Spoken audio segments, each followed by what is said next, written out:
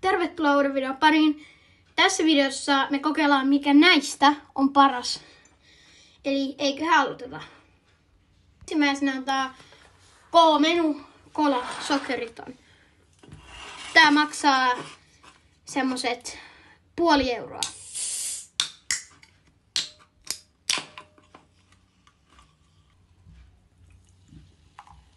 Okei, toi riittää. Okei, mun arvio tästä on, että mun mielestä tää on ihan hyvää. Hintalaatusuhde on ihan hyvä.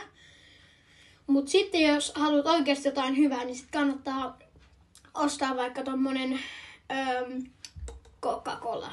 Seuraavaksi meillä on tämmönen Coop-Cola 500 millilitraa. Maistetaan tätä. Tää on tosiaan sokeriton. Maistetaan. Onko tää hyvää? Älä räjähdä, älä räjähdä. Hei, wow.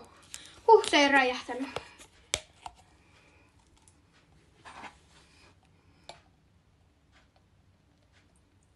Tää maksoi tosiaan €20. Ja minkä makusta tää on?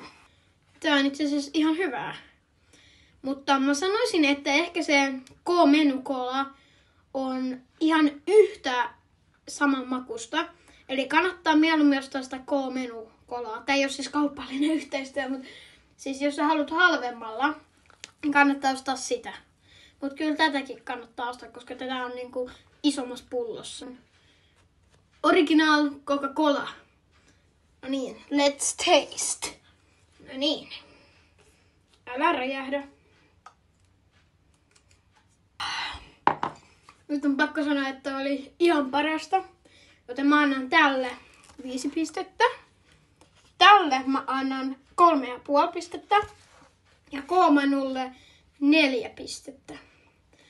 Mutta kerro kommenteissa, että mikä on sun mielestä paras. Ja nähdään ensi videossa. Kiitos, moi!